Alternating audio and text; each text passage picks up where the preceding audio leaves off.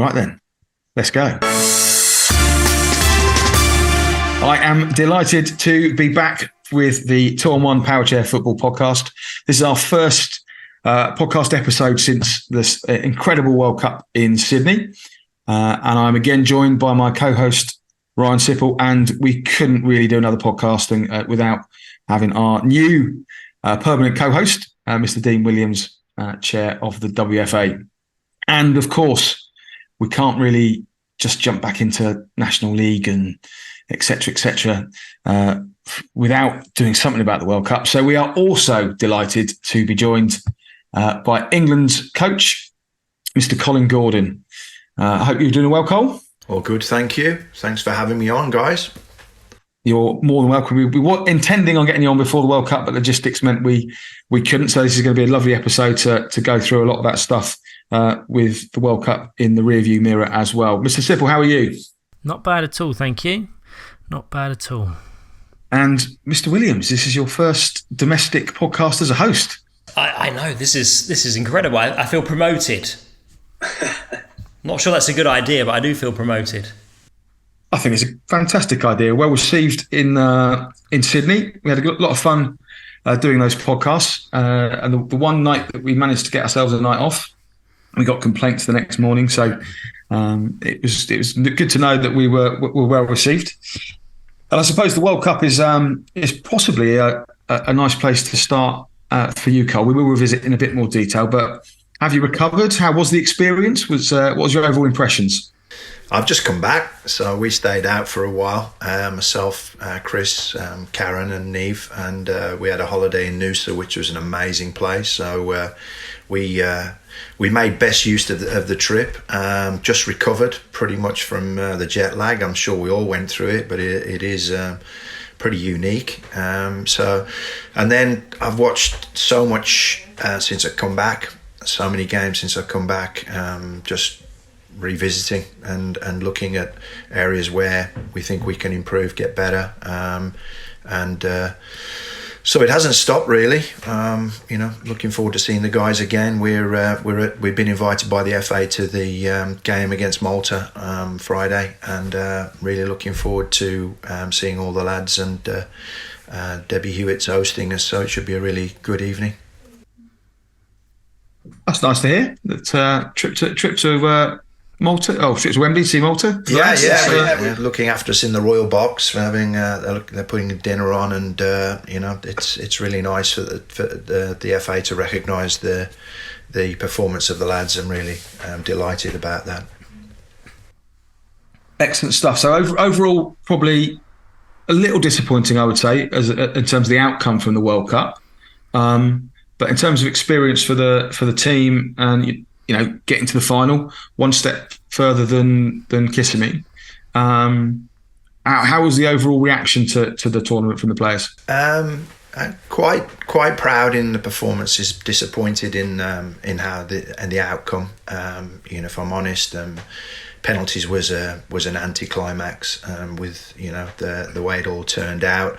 We had the joy in obviously in the Euro finals that we won on penalties, which was great. But to take to France to the final, or to penalties in the final was an achievement in itself. So overall, quite pleased. Are there areas for us to improve on? Yeah. Could we have executed better? Yeah. And I think that, as I say, that's being more emphasised the more I look at the games now and go back over things. But in the main, it was a hugely successful tournament with tremendous hosts in a wonderful venue, an absolutely wonderful venue. Yeah, I echo that. The Sydney Olympic Park as a whole was fantastic. The proximity from the hotel to the venue was amazing. The accessibility of both venues was great. Touching on the World Cup, how did you feel the level of competition compared to previous tournaments? From our perspective, it just looked like it stepped up another level from what I've seen from FIPFA Nations Cup that's gone by, and certainly the 2017 FIPFA Powerchair Football World Cup in Florida. I think you're right, Ryan. I think that there was a huge improvement across the piece. I think that the Argentinians, I loved them when I met them in Orlando. It was great. They were great guys, but they're very young, and you could see the potential was there. And we had a shock in that opening game, but as it worked out, it wasn't a shock. It was a very good performance and a great result for us. But you don't know, you're just expecting. The last time we played them, we beat them comfortably, and you're thinking, well, it's going to be the same again. And so I thought the standard was much improved. I thought the refereeing was solid, very, very good. I thought the organisation was top. I thought the coverage was brilliant, and I'm not just saying that because of you guys, but it was amazing. I think it's taken the sport to another level. So overall, at the facility, obviously, as I reiterate that was just special. It really was. And then the atmosphere I think at times we probably learned that we could do a little bit more, but I think in some of the days it was just off the charts. And, on the whole, the package was hugely successful. But I think the sport is developing and getting stronger and stronger. And then, our sport's such a great community that everybody wants to chat and everybody wants to talk. Everybody wants to pick each other's brains, and I think that everybody's looking to get stronger again, which is very encouraging. Yeah, it was that factor being 6 years since the 2017 World Cup, 4 years since the last Euros, and that's without even mentioning the fact that there was a kind of a 2-year gap in between that we all kind of suffered as a result of the pandemic, and whether that halted nations' development, certainly the smaller nations that don't have access to regular competitive football that we have in England. We spoke about it at many times across the week of the World Cup, that Australia have a club championship held once a year. That's the only real competitive football they have.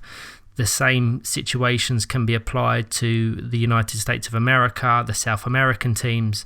So to see that level, irrelevant of the factors of lack of competitive football at domestic level, was fantastic. And the Argentinians, as you mentioned, were amazing, and cannot wait to see what they can do in the next 3 years as they prepare to host the 2026 World Cup.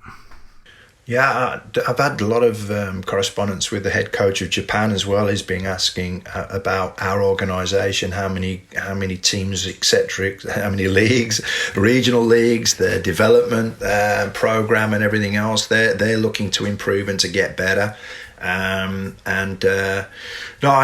think the good thing is that everybody will share, because I think we've all got an interest in the sport growing and getting stronger and better in every way, and then challenging the coaches and the players themselves to improve again, and that's what we want to be able to do. But I think that teams like Australia were shocked. I think that they thought that maybe the levels that they reached when we were in Orlando were going to be the standard, but I think they realised very quickly it had moved on, and they came with a late run, but I think it took them it took them by surprise early on, and it took them a while to adapt and to change, and then they came with a late run, but unfortunately it was too late to get them into the semi-finals. Yeah, I think that's almost more impressive from Australia's point of view. I absolutely agree that I think they may have underestimated the opposition, certainly the earlier games they had in the tournament, so they struggled to obtain any points, but they adapted to the situation and the quality of football throughout the week, and were almost unfortunate not to be one of the 4 teams present in the semi-finals. It was kind of a 3-horse race on the final day of the round robin between Denmark, Argentina and Australia, but I think that speaks more to the volume of the quality. Throughout the week, again, we discussed and we predicted who we thought would finish 4th, with the assumption that France, USA and England would be comprising the top 3 places in the round robin table, and all of us provided different answers. And I think that's more a testament to the quality of football that we were seeing in front of us. You could make predictions possibly before the World Cup to say Australia, Japan would have a shout. I don't think anyone suspected Denmark would go on to do what they did. Uruguay gave a really good account of themselves. So it's really exciting going forward to see that level is so high, and definitely the highest it's ever been. I'd have to listen to the recording back, but I'm pretty sure I said Argentina nailed on to finish fourth. Definitely not. I'm sure I did. I said the Republic of Ireland, so I think I have to take that one. If we're being honest, gentlemen, I don't think anyone picked Argentina from our list. They didn't. I think the closest... Oh, did you? Oh, fair enough then. I picked Argentina after the first game. I said to their coach, you'll be in the semi-finals, after they played us in the first game. And I was... but they went on a horrific run. They lost their next two, and I thought, well, perhaps I was just being kind, but they proved me right. So it wasn't before the tournament, but it was during. But I was so impressed with them in the game against us. I didn't think that we were as bad as everybody, as maybe even we thought ourselves. I think we played a good team, and a good team that managed to keep all four of its players on the pitch for a change. So it was a good test. So that was an interesting one with Argentina. Obviously, they I would describe them as some very passionate players. Yeah. And on one level, when they lost their sort of talisman in Zigarelli through suspension, they then managed to pull off quite an impressive result. Was it against the USA? USA, yeah. So that was an interesting dynamic. I thought that there was.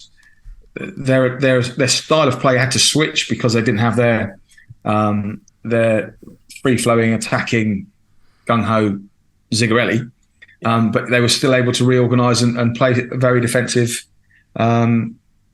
solid defensive display, a very organised team, and it still looked to try and attack as well. So their performance looked like it had changed as a result of losing the player that played in that style, but nevertheless they were still able to reorganise and regroup, and that sort of shows the strength, I suppose, of the teams and of their performances that they've got. Definitely. I think that they're a young team as well. I think they'll be a force in their home championships for sure. So that's one to look out for. I think the Japanese can improve again, if I'm honest. I've got a really soft spot for how hard Northern Ireland work, and they're just great people, and I'm so delighted for them, the progress they're making. Denmark, they've got the talent, and I think that they're doing a lot of work now, asking a lot of questions and looking at a lot of the things that we do, and I think that they'll get stronger and they'll get better, and I think they had a really good tournament. So next time, guys, it'll be difficult to call. I think that Tracy, the USA coach, has only been in situ for less than a year, I think, and so I think that in time that they'll develop their skill sets in their team, and so they will always be strong. So, and France, they've just got amazing players, and so they're always going to be difficult to beat. As a question, then, the England are probably the most known entity going into that World Cup, partly because they had the majority of quite a few international games in the lead up to it, and all of them pretty much were streamed, and also our National League is streamed extensively as well. So as a known entity, did you think that teams came more prepared for you than potentially some of the other teams in the competition? They had ideas. France dropped player onto Chris in the first group game, so they had ideas, but we changed, and we changed completely the way we play, and I don't think people may be aware of that.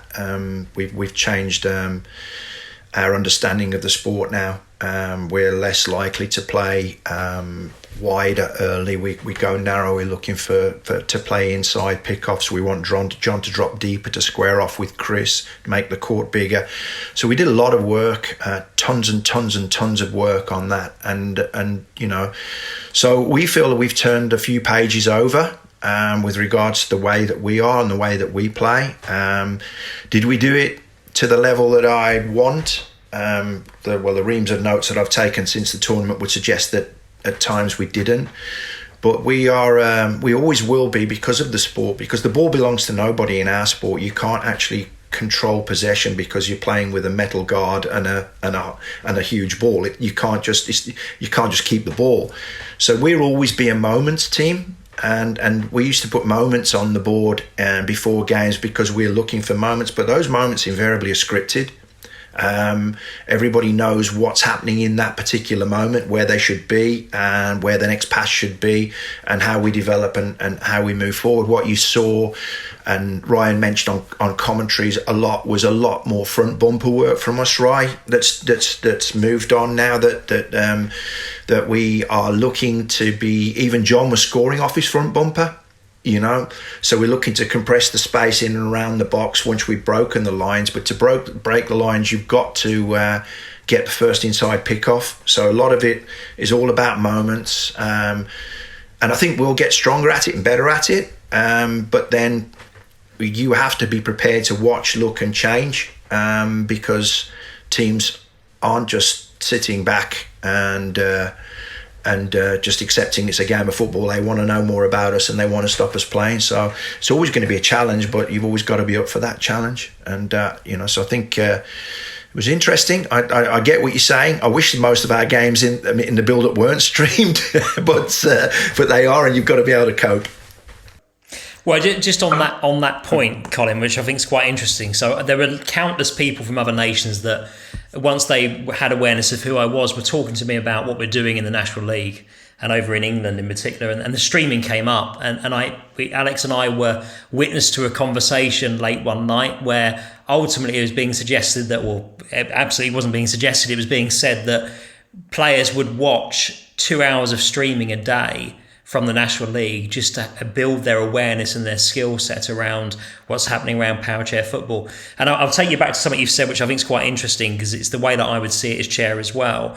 The responsibility we have for sharing is the word that you used, and growing the sport at an international level, I think is a wonderful thing.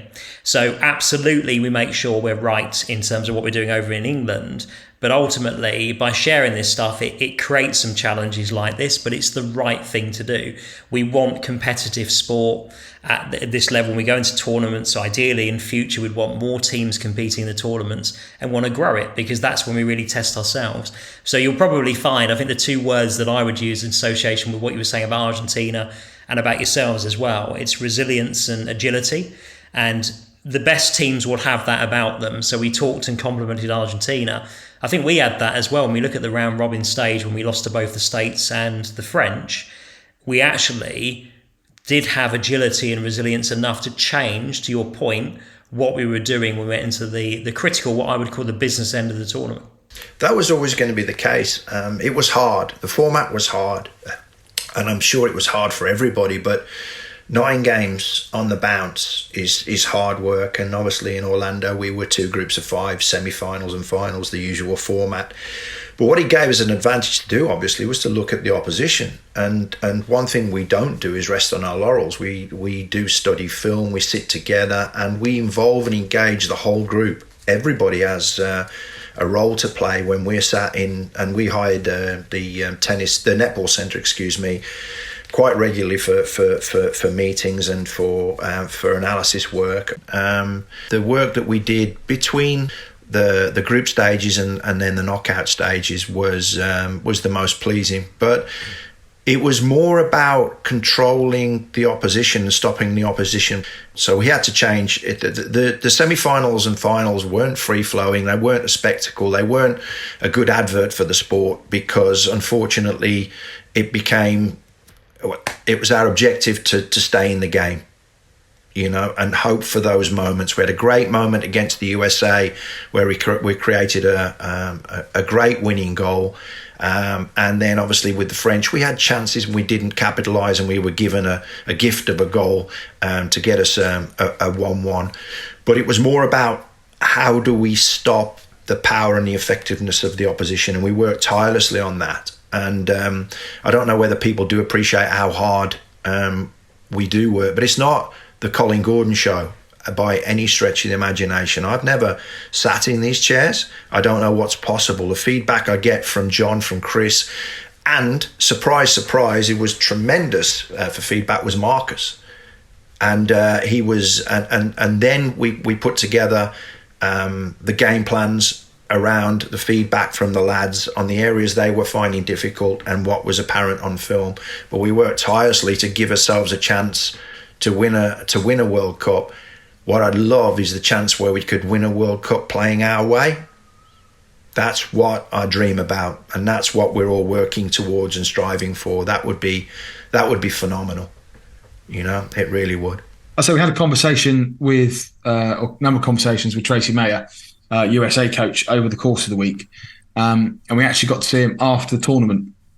And he'd had a day or two to unpack it all and look at it. And he'd also had a day to listen to us talk about the USA's performance on the podcast. And we both, or a couple of us, had said that we didn't feel like he changed up enough in that semi-final. And that England had clearly come up with a very good plan to stop the set pieces with Riley, which was Marcus sitting far enough away from the ball, but also being able to dart into the line to nullify that. And they looked around after 5 minutes, because I was on the game. Looked around after 5 minutes, and they had no answer or no answers to what was going on. They looked around. I remember seeing Pete Winslow and Riley Johnson looking around at the bench going, what do we do here? Because it's not working. And they didn't change up at that point. And Tracy very magnanimously said we were probably right, and he should have played. He says, I teach my players to coach. I coach my players to play with their eyes open and the blinkers off. And I was coaching with the blinkers on, and I shouldn't have been. So having that plan B and being able to adapt is quite interesting. But does it feel at any point that it might be undermining all the prep work you've done for the last 2, 3, 4 years as well? In what way, Al? So where you've had messages and been drilling the players on a way of playing and principles of play and those moments and talking about those scripts. Yeah. If you've then got to change those scripts during the tournament, how does that kind of the players react to that, and does it? I suppose that process of doing that with them.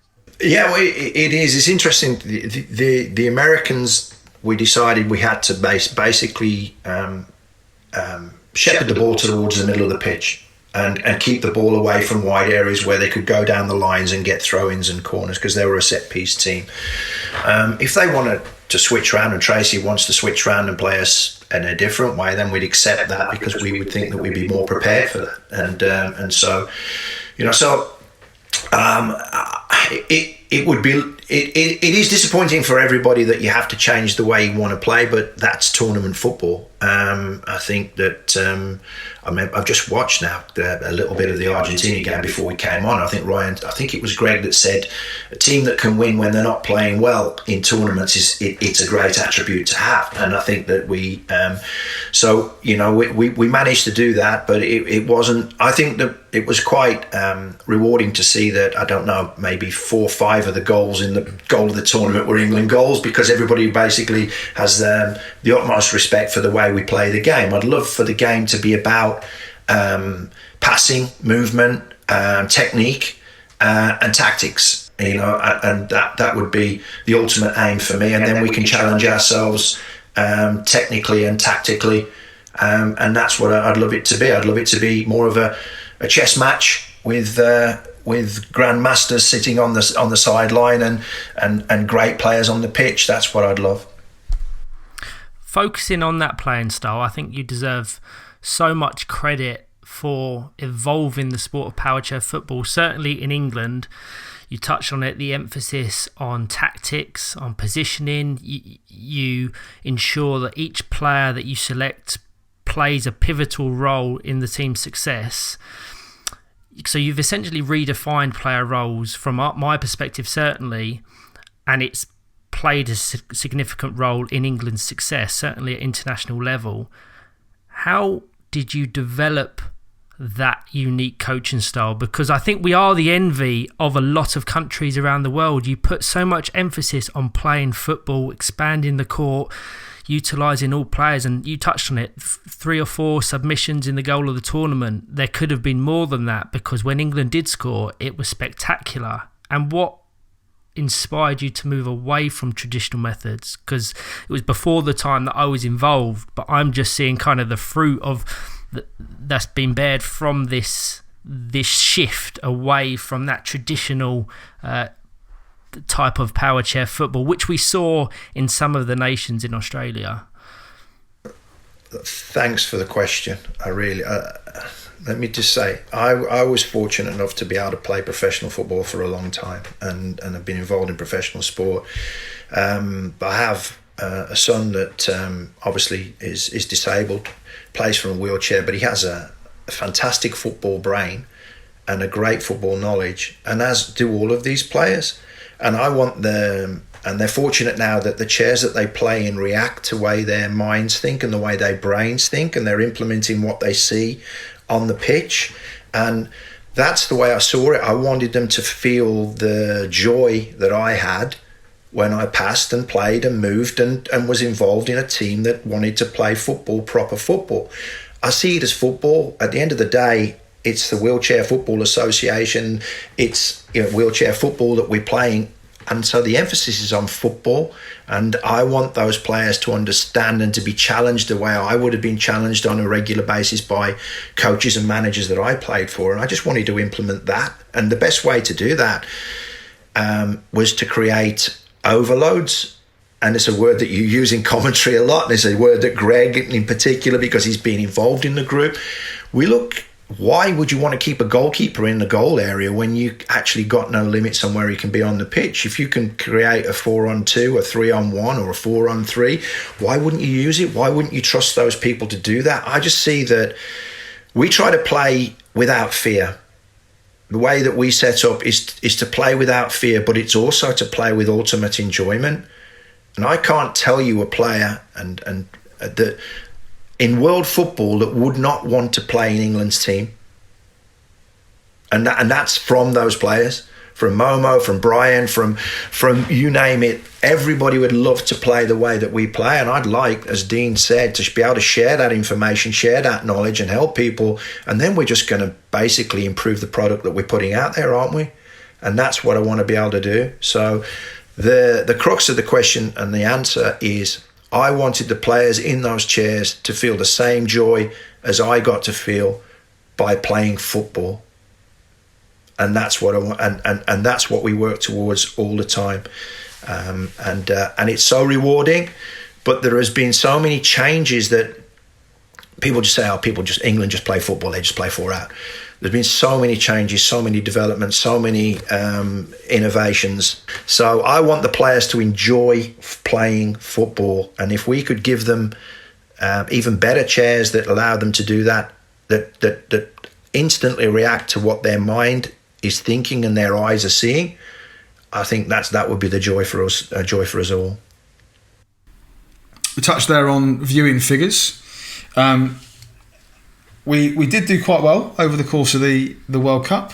So far, we know our people go back and watch matches. For instance, yourself today. However, we currently have over the course of the World Cup, the 2 YouTube channels and other social media platforms that live streamed games.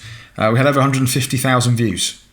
So we're guessing that's the most viewed Powerchair tournament ever.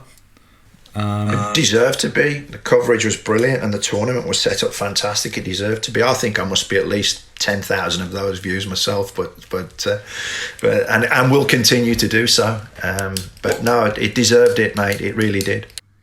We don't have viewing figures for Channel 10 in Australia yet, though, so we will hope to get those, because it also landed on their streaming service afterwards. It was available to watch. So we actually a couple of days later we watched the 3rd and 4th place playoff and the final back in our Airbnb in Australia on the Channel 10 app on the smart TV. So it was that was quite a thing to click on and be able to go and see.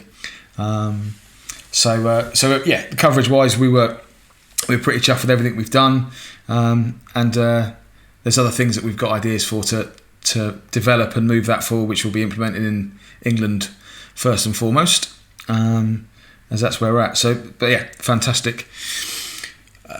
I've got down here future goals and aspirations. What are the future goals and aspirations for the England team, for yourself?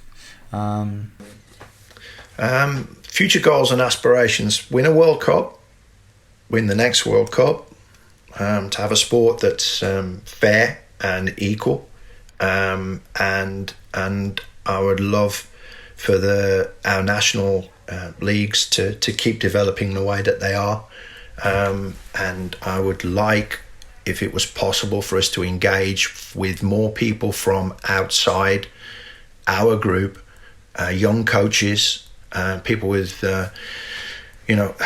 coaching backgrounds that can come in and help and take away the burden. And it is a burden for a lot of the clubs at the moment. I think that you've got to admire the way the clubs work and the hours and the time, that it's all voluntary work that these carers and parents and staff put into it at the moment. It would be lovely for us to now just bring a new group of young, bright, forward-thinking, innovative coaches into our environment, and how they cannot be excited to do so would be beyond me at the moment. I think that we are putting together a tremendous package there that should be exciting a lot of bright, forward-thinking young people to come forward and get involved.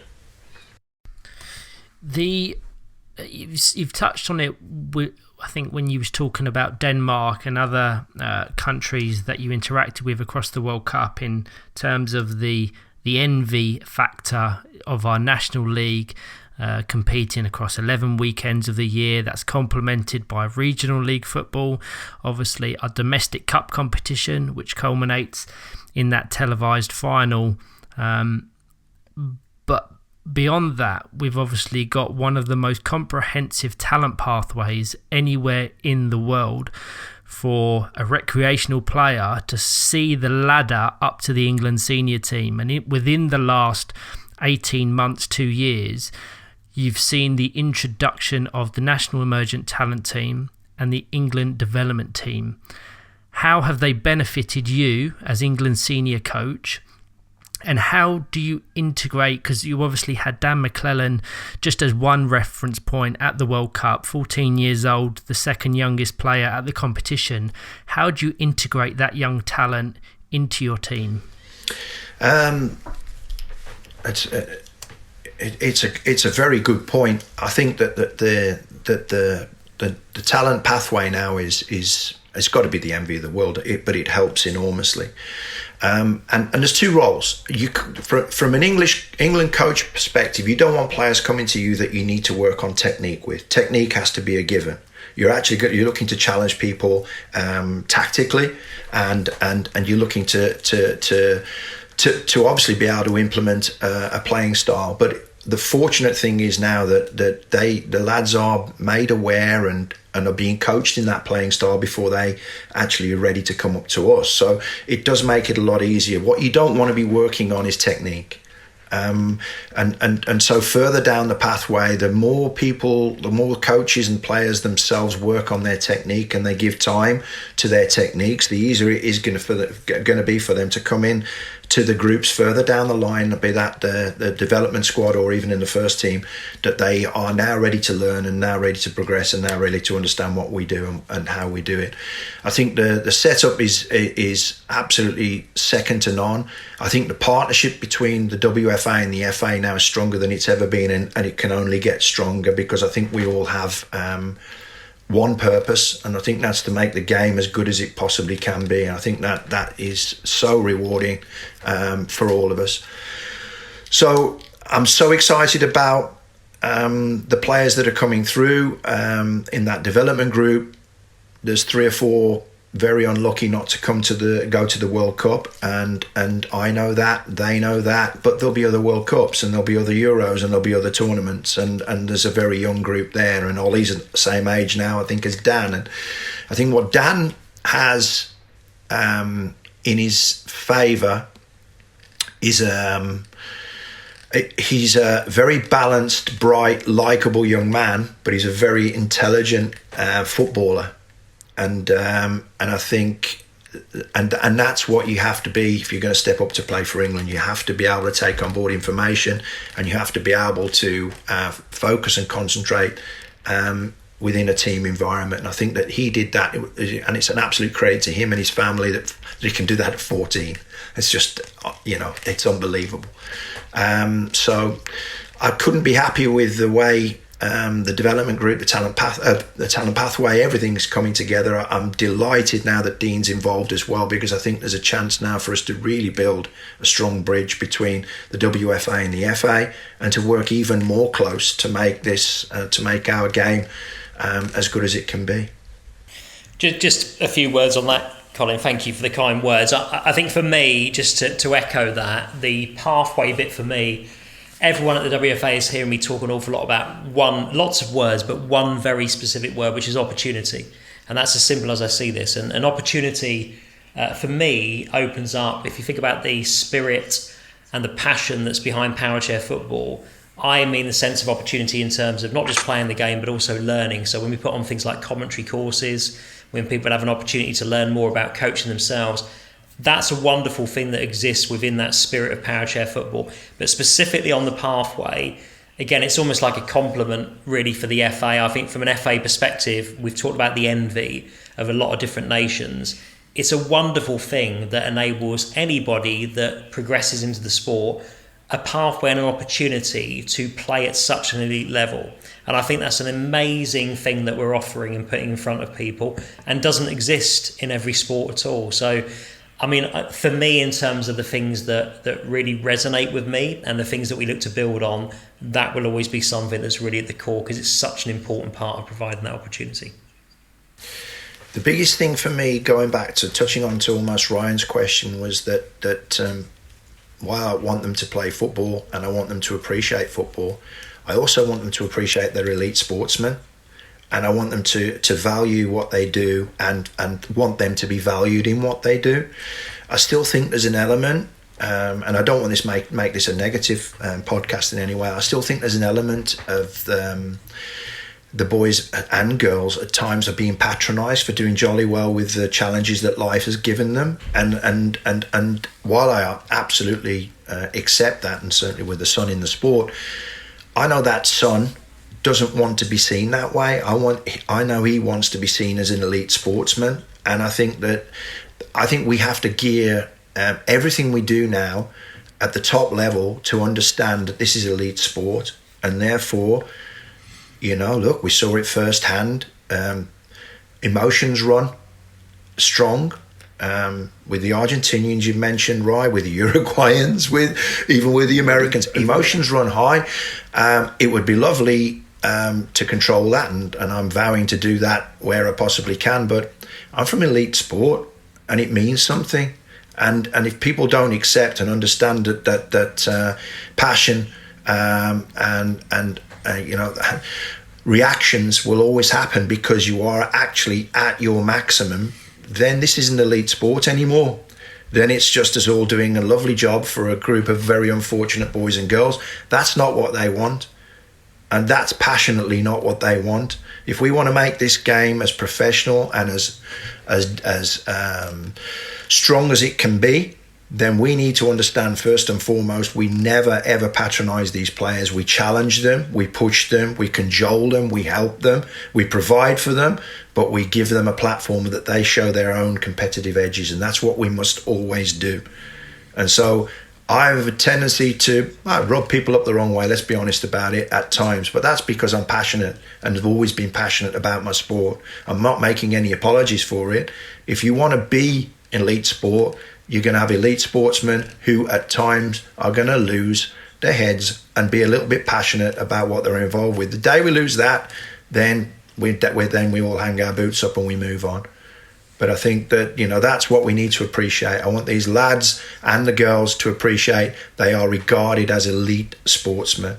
And I think the relationship now with the WFA and the FA, we will drive those values around the world, because we've got great people now involved in our sport.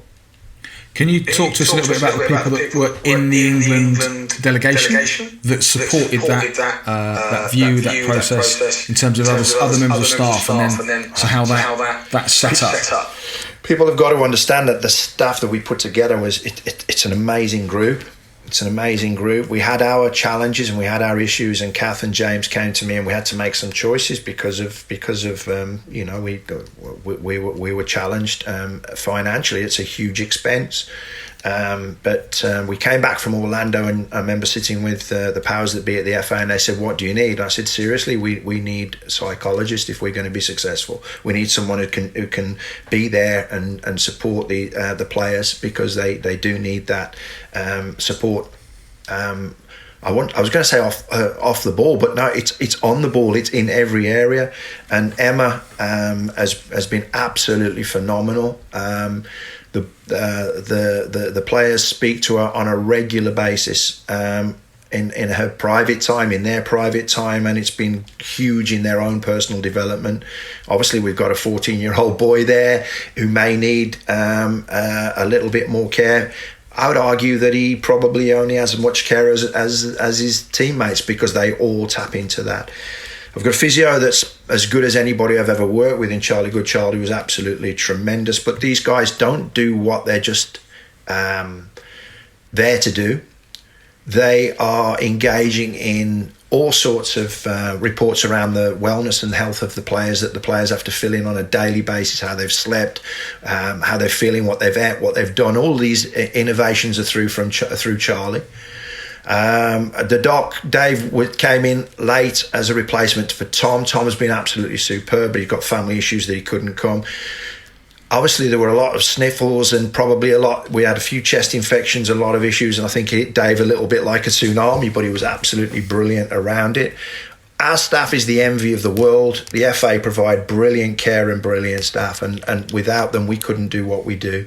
But it's a brilliant team of people, and I think you saw there's no people pointing and running around and making sure things are done. Everybody knows instantly what their roles and responsibilities are, and it's a joy to be around.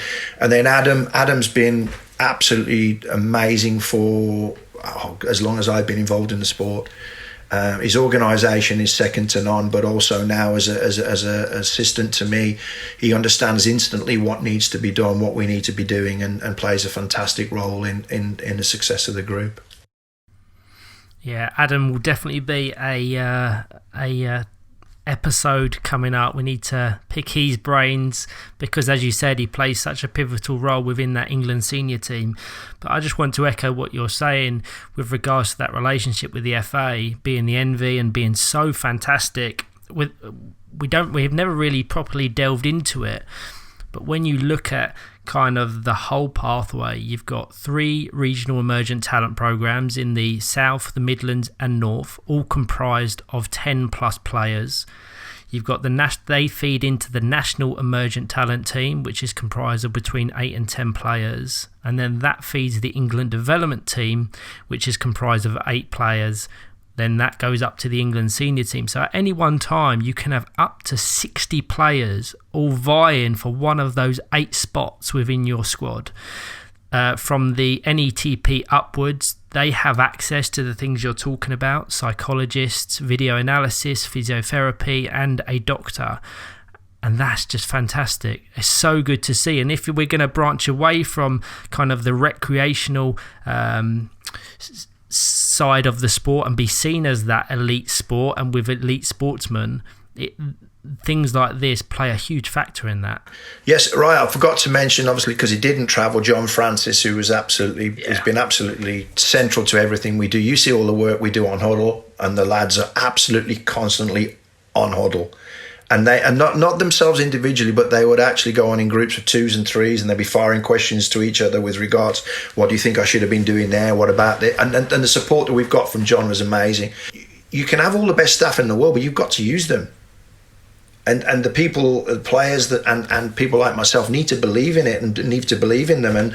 And you know, at times people think, well, why do you need a psychologist? Or, you know, really, what do you do with an analyst? What can he actually do?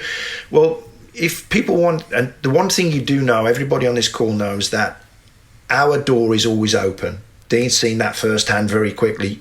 There is no, sorry guys, I'm not going to tell you this. There is no not sharing. We share everything. We share everything with overseas nations. We share everything with everybody.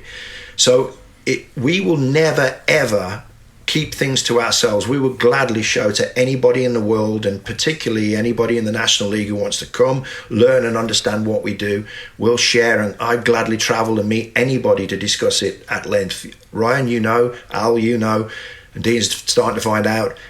The problem is shutting me up, not actually getting me to talk or getting me to share. I want to share because I want to make the sport better. Can you talk us through a little bit on what Huddle is, just so that people have... Yeah, Huddle's a shared platform. Al, you'll know more about it than I do, but Huddle's a shared platform that the players can tap into, that we would log training. We would log in elements of clips of training, full games, full matches, at any time, be that against the development groups, be that against Ireland when we played Ireland, when we were out in the Four Nations, so any time that we feel there's anything of quality, that would be uploaded onto Huddle, and the lads have access to then go and check that film at any time they want to, and whether they do that individually or whether they would then go on as a group and discuss it and go through things just to reaffirm, just to prove I was right all along, which is most important. It's a tremendous support to what we do. And you can't have that without good filming, but to have the ability to upload it is really important. And when players are looking at that, and when you're expecting players to look at that and talk to each other, what sort of areas of technical analysis are they looking at? So I'm going to chuck some words at you and see what's most important. So chair position. Chair positions are vital, but we broke it down now to even more basic than that. So starting positions. We have a starting line for the wide players that they know whether they're on that starting line at any given moment, and it's vital that they are, because that's the first point of contact for when we're building up play. And so chair position is vital. Starting positions on the pitch is vital, and then not complicating things. John dropping out. John was like, he'll probably watch this and give me some grief when he sees it, but I did more work with John in the World Cup than I've ever done with him, because I wanted John to change his playing style for the benefit of the team. And John doesn't take much persuading. When he sees it and understands it, he buys into it. But if you show him, if you show him, he'll forget. If you teach him, it sinks with him. It stays with him. And not only that, he then drives it forward for the rest of the group. I want John to be able to drop further out of the play, whereas Ryan and yourself, when you're commentating on Aspire, you'll see him playing in a dominant central position. I want almost John to drop into a parallel position to Chris when the ball comes backwards, and then either one of them has the ability to play diagonal, and then we build up from there. So getting John to come out of a space is very difficult. So we did a lot of work with John on that. I think there's a long way to go on that, and we'll get better and better at it for as long as he wants to carry on playing.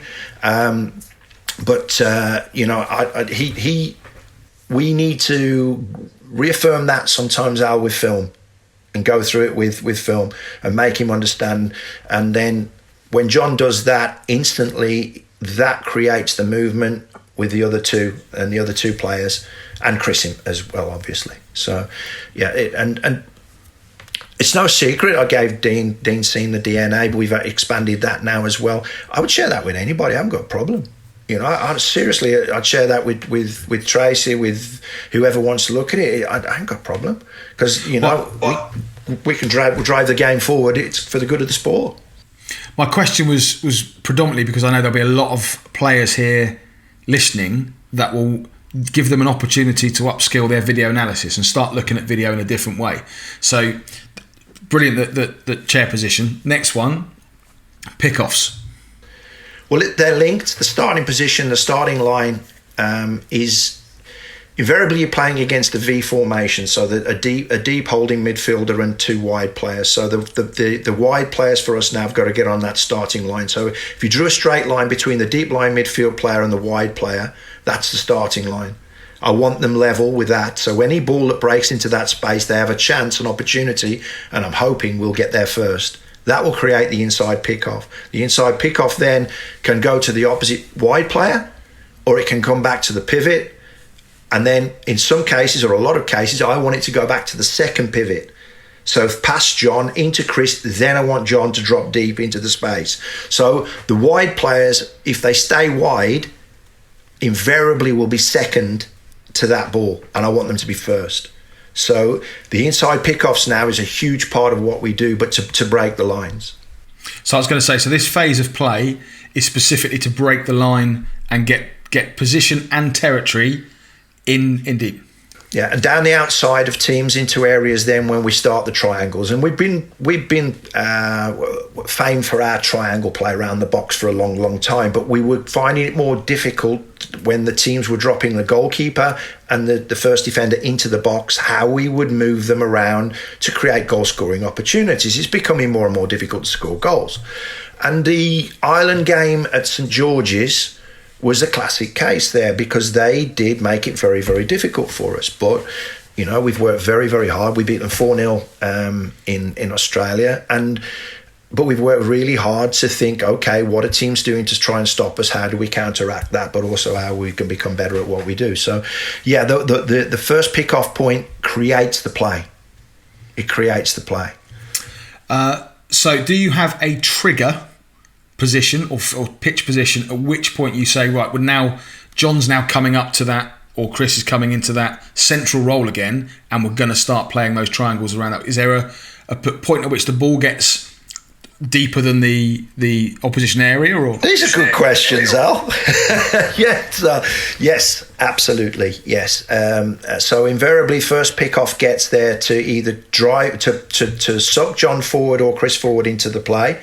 But if he actually gets there across the middle man and plays the ball off the front of his chair down the side to his teammate, if I go as the team, so if it was Dan getting there first to flick it down the side, or Marcus getting there, Ed getting there first to flick it down the side to Marcus to go to the corner, depending where we are on the pitch, if we've still got quite a way to go to the corner, I can think of the Argentina goal when we scored the goal to win the game, right?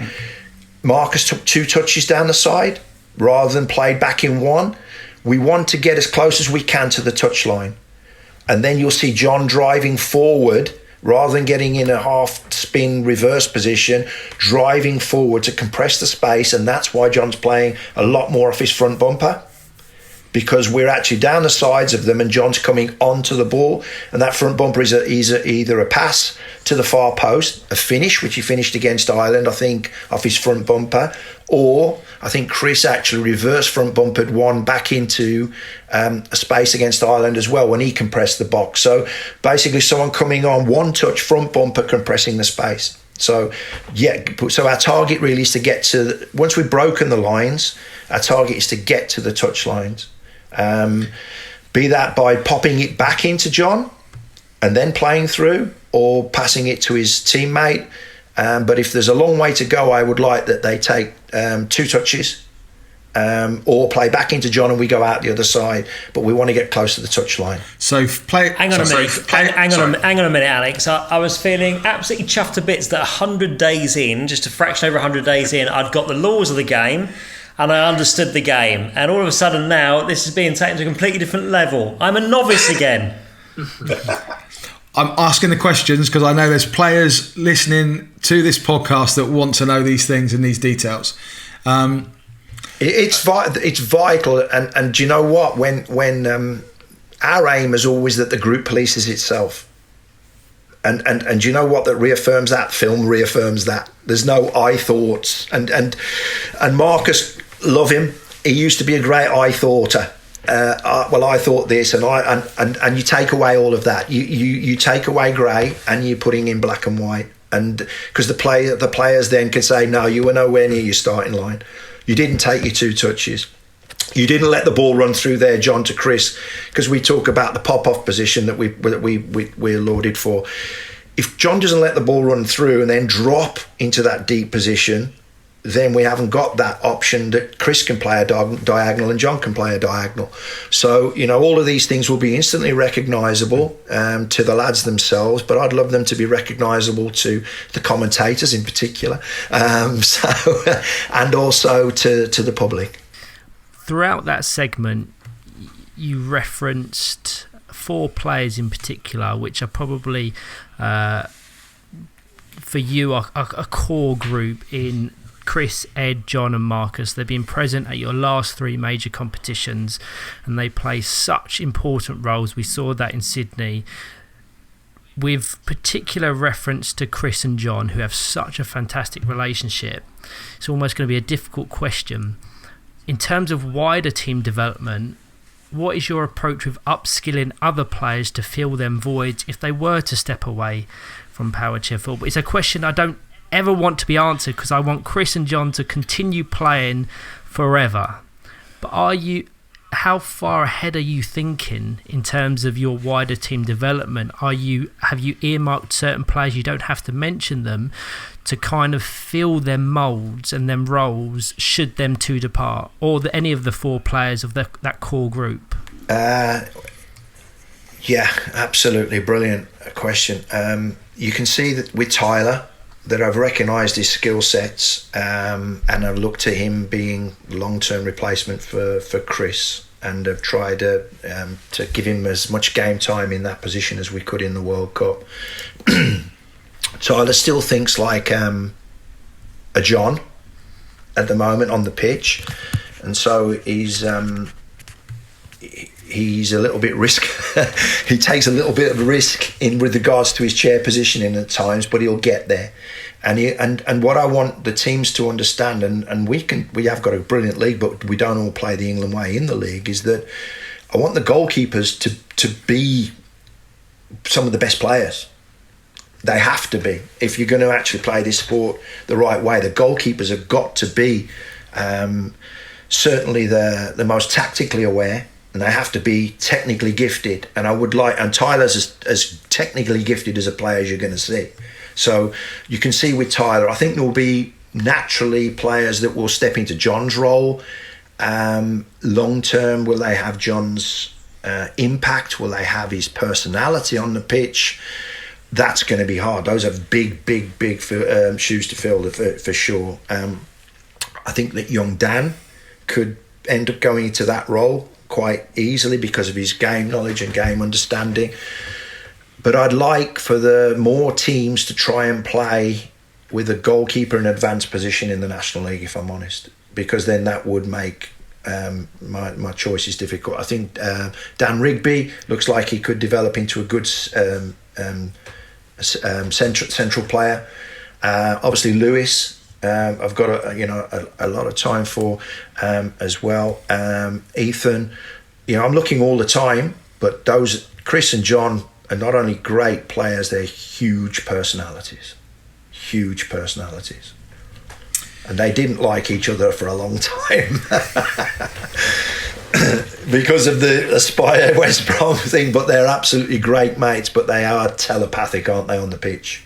Right then, so just going to circle back on a couple of bits. We've got future England players that listen now that want to be a future England player and are currently playing out wide, and that's where they potentially see their strength. We're looking at being able to take 2 touches, often in reverse, but also they've got to have a tactical awareness and knowledge of where their starting line is, which is parallel with the defensive centre player of the opposition, ready to be able to come in and take pickoffs and to be able to cycle possession around once there's a ball that's broken a line.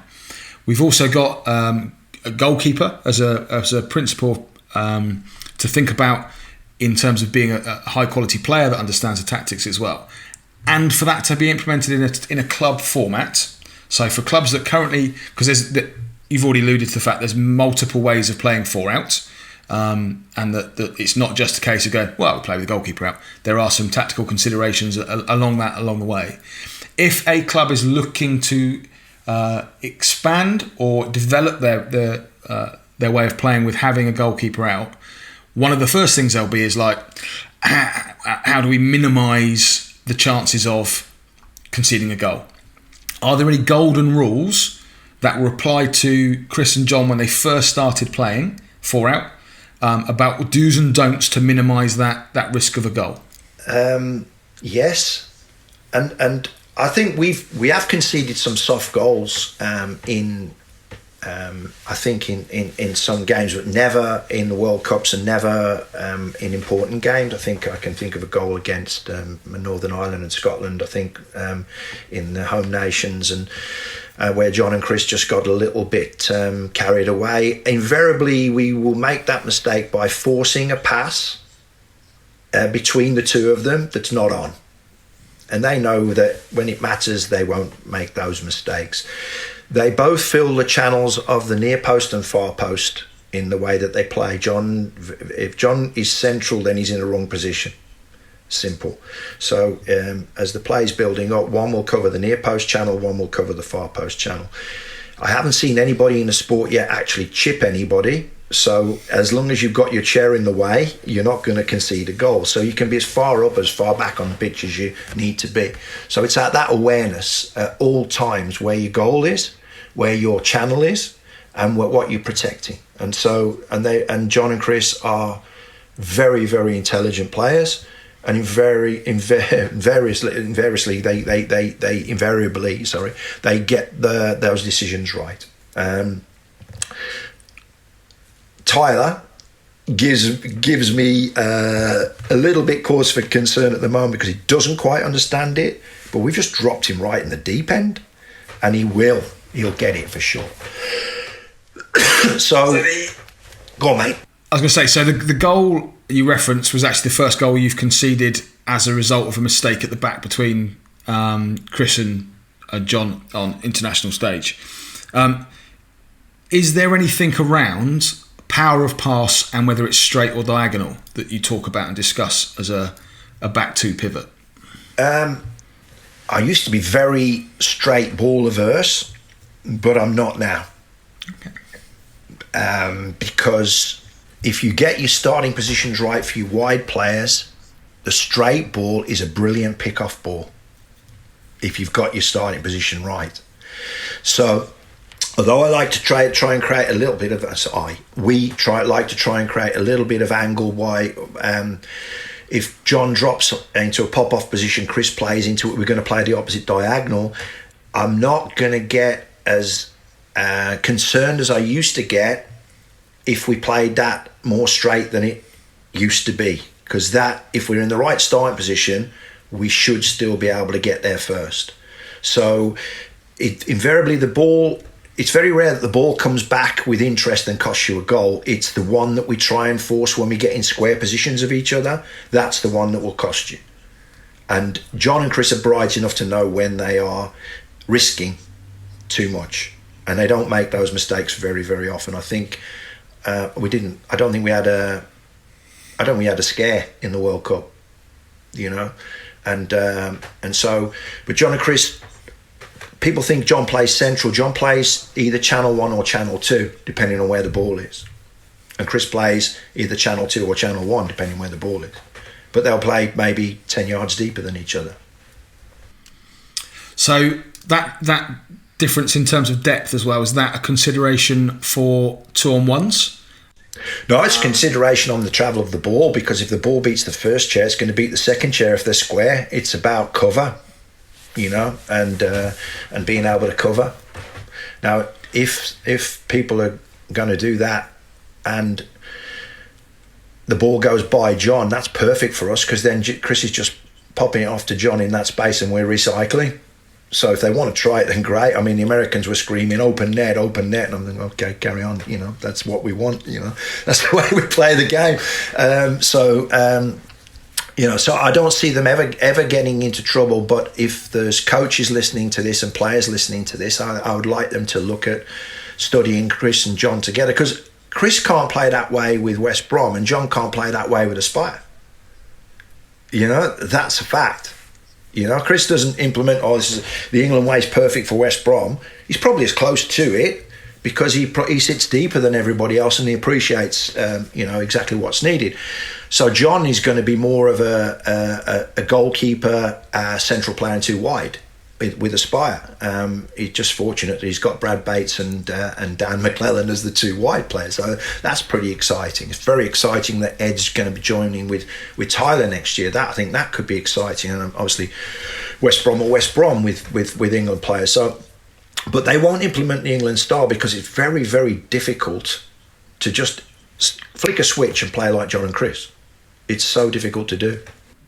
So for a club starting to implement that then, you're looking at saying for your back two pivot players, goalkeeper and pivot player, you're looking at getting them an understanding of channel, understanding of depth, and understanding of risk when the pass isn't on, and then from there use the position to your advantage as a team to be able to find diagonal or straight passes that enable a pick off to break a line. So that's the basic framework for a 4-out in terms of understanding and coaching, and then obviously sort of tailored towards the players you've got at your disposal and the league you play in and how that style's working. But that's a kind of a few basic principles and blueprint to start that process. But Al, there aren't many more. If I'm honest, if we sat down and said we took you through the principles, there aren't many more. But it's a recognition of when you're not in the right shape, right positions, and when you're making poor decisions. Constantly talking to them about being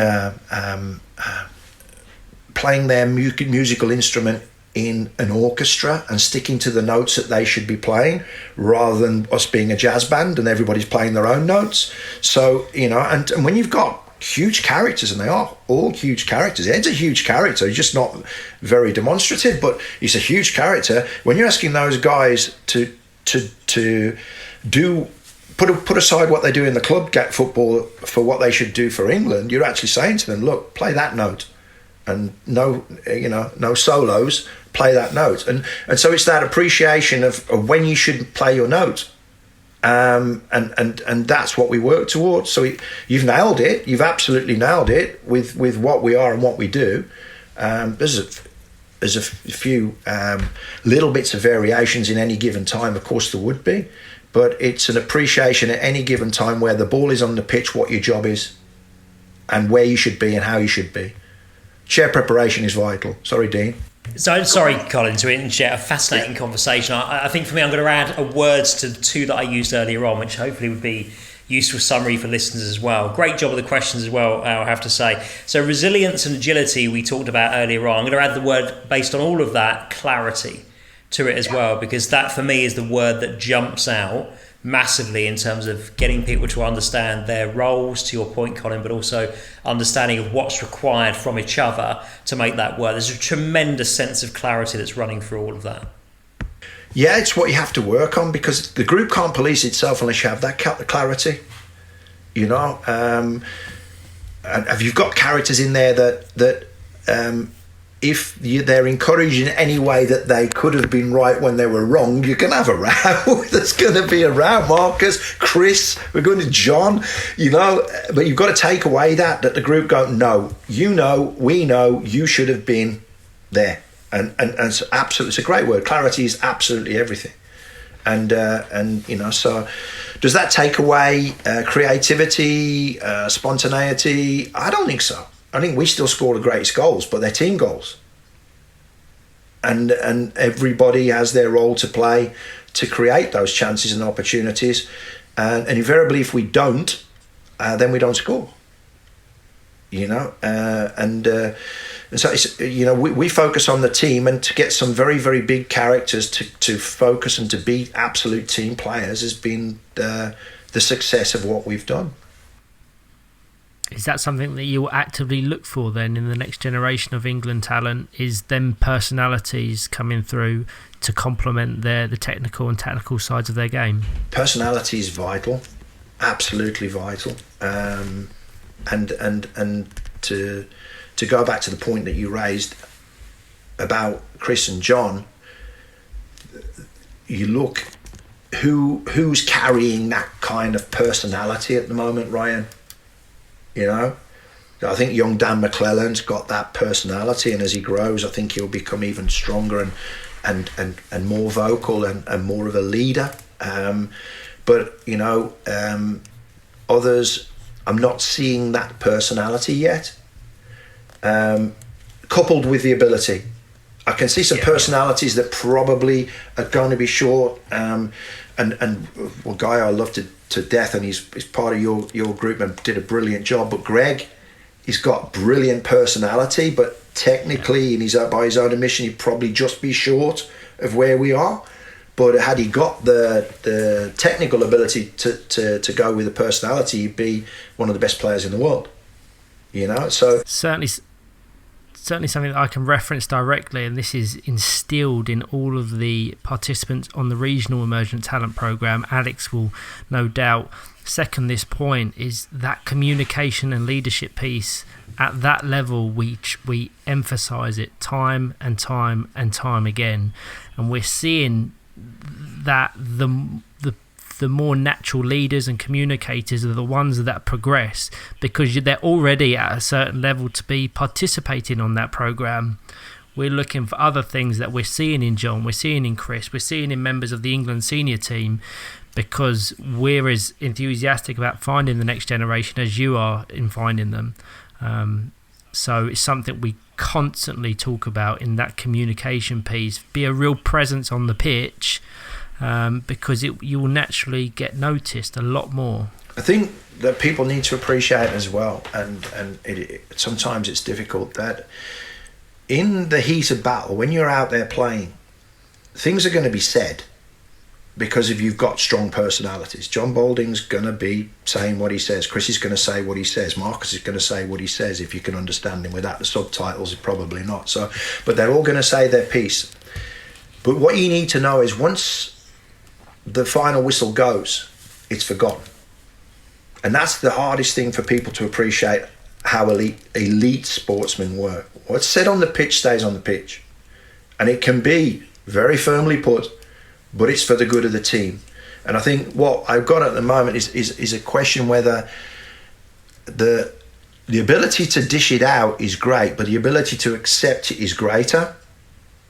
And I think that if you're going to get to top sport, you need to be able to cope with both. And be prepared to put your hand up if you've made a mistake, and be prepared that if whatever's said, however firm it's put, once you're off the pitch, your teammates. And no one can question, you saw our group together, we're the most united group there is when we're in power wheelchair football. There's no question. Last off the dance floor. When it's time to party, we can party, but we are a united group. But when we need to work, we work. And we work very, very hard and very diligently. So don't be worried that messages have to be put out there that you might upset somebody or upset their feelings or whatever. Whatever's said on the pitch stays on the pitch. That's elite sport. And that's what people need to understand. Not that I'm saying we're all swearing at each other and whatever, we don't. But the point is that sometimes tough lessons have to go on. If someone does argue, actually, I don't agree, I was on the starting line or whatever, they need to be told. But it's not told by me. The players police themselves. But you have to set the rules for the players to police. And that goes back to Dean's point, clarity. In Belfast, you had the Republic of Ireland temporarily, accidentally, I think, hadn't communicated who was going to be the third defender at the top of the box. Consequently, they had two defenders at the top of the box, but were wide. And that meant you didn't have to break a line, but it did interrupt triangular passing around the box. And you didn't get a breakthrough until Marcus came across the top of the box and took a defender with him. John went round the back, and all of a sudden you'd move the players enough to be able to do that. Yeah, that was your first goal. And immediately after that, they abandoned that setup because I think they'd had a conversation about who was going to be central pivot, and you could then, or be the third defender, and you could then play the game. But until that point, the diagonal passes in from to the corners around that box were being blocked. Passing lane was blocked. Yeah. So that was a question would be if because I'm not sure Marcus did it deliberately either, but if Marcus hadn't have broken that section and changed the shape of the game, what would you have done? And is that something that was then referenced in review, and is it then something now part of your game plan and knowledge of players for that structure? So there's a question. It's if you think about two at the top of the box and a goalkeeper, you've still got the V. Yeah. Although one will be left up, so you've still got that V. So your starting lines are still the same, but you're actually picking off your starting line on the goalkeeper and the wide defender. So it doesn't have to be a dribble, but we need to get on that line.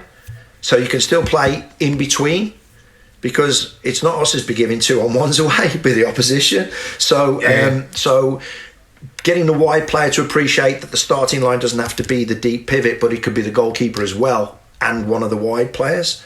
But a lot of the teams did stop us that way, you're right, and it was becoming more and more difficult to score. And so we had to implement something that changed the game in the build-up, but also an appreciation of the narrowness and tightness around the box. We scored a lot of goals in very, very tight areas in the World Cup once we got the ball moving. And you remember on the wide free kicks, wide throw-ins, we played the ball tight to the line down the sides, and we pass it 3 or 4 times until somebody jumped from the opposition. But we're playing for them to jump. But if they stay, we carry on. You might get Does your pace of, so in that scenario, does your pace of pass slow down as the longer they wait? You're tempting them out. You tempt them. Sooner or later, someone will break the lines, and if they do, then we have to punish. But invariably, you punish off compressing and front bumper in that space, getting to the edge of the box in that space, rather than waiting for that cut back in the perfect shape for a reverse spin. Yeah. Because on the travel of that ball in the perfect shape of a reverse spin, the goalkeeper can get back in the opposite defender, and it's more difficult to score. But you see, a lot of our goals were compressing front bumper goal, and so the ball will always move quicker than the man. But the further you make the ball travel, the more chance the opposition has got to get into the lanes to stop you either passing or scoring. Good work, Al. There you are, mate. So it's so absolutely spot on. So, but these are subtle differences, because everybody would automatically think England width, and now we're actually England narrow. England narrow to create width. So that's the changes that we've worked on since Ireland in the last 4 nations in Ireland. That was the changes that we worked on. And also, one of the biggest subtleties was not going into contact and saying to the opposition, well, we've got John and Chris behind the ball, the best in the world at it. You can have the ball, all the best if you want to pass through us. And then just challenging them to come up with something. And do you know what happens invariably? They give you the ball back. So it was, don't go into contact, come out of contact. Now, if you consider the semi-final, that was completely different. We had to go into contact with Riley, and we had to make him play into areas where we wanted him to play, which is contrary to how we wanted to, but we had to, and that's the skill and the quality of our group. And it's not the Colin Gordon show, it's the group.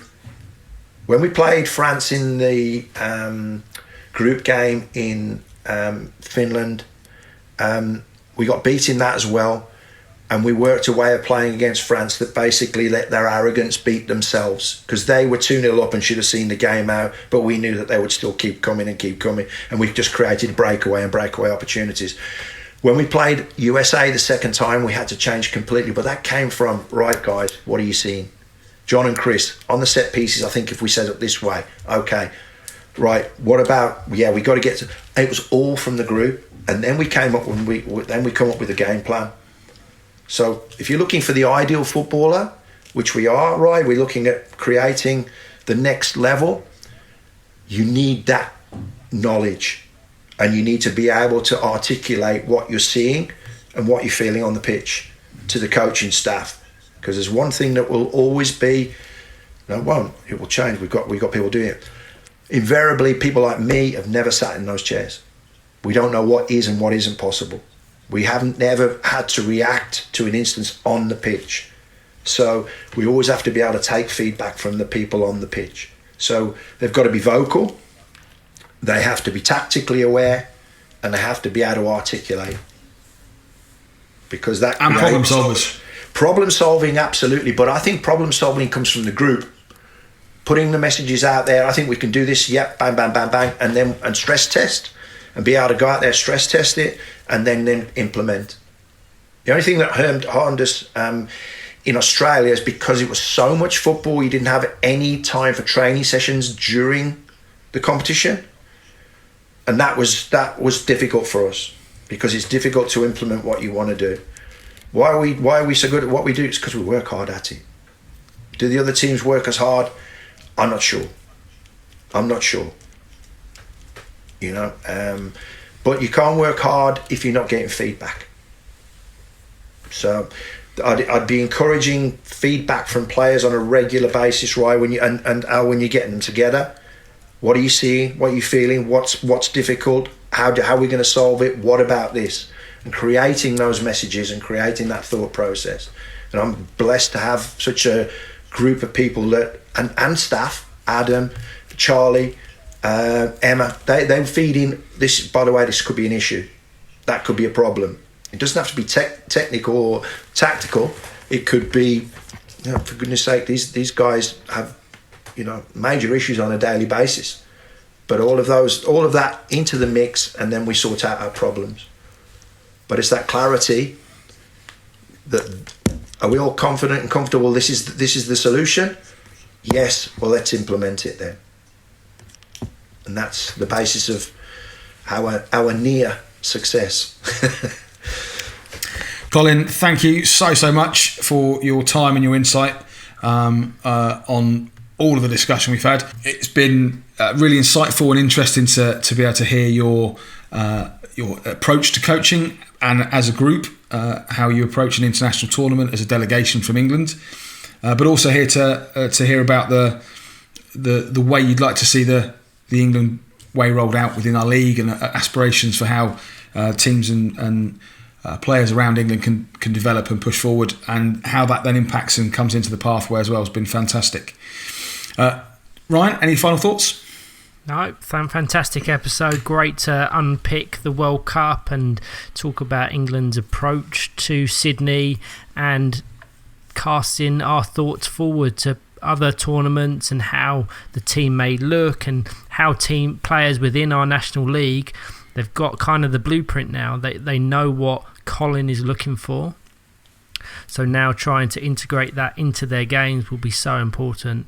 But we know how much talent is in this country, and I think Colin mentioned that definitely 3 players will be gutted that they weren't present at the World Cup. But if they continue to work and develop and adopt the things that Colin has been talking about, they will most certainly be present or within consideration for the 2025 Euros, the 2026 World Cup, and tournaments beyond that.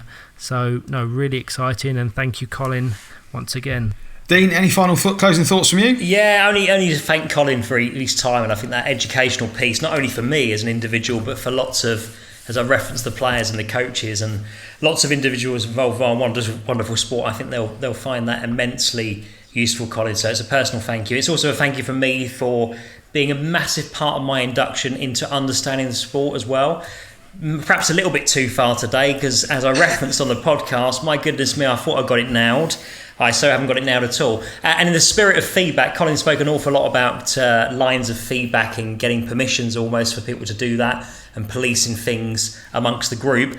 Of course, I started the podcast by saying that I was promoted to this role. How did I do, guys?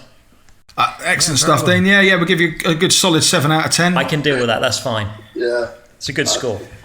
Dean, you've done great, because normally no one will get a word in edgeways if I'm on anyway. So. I've really enjoyed this. I'm really pleased that Al, you made it more about the coaching side. I think that's great for me. I really, we can all talk about heartache and this, that, and the other. And I didn't want it to be about that. I didn't want to be bitter. The fact that we've been speaking about tactics and how we help the kids actually look to become England players is I've really enjoyed. Thanks, mate.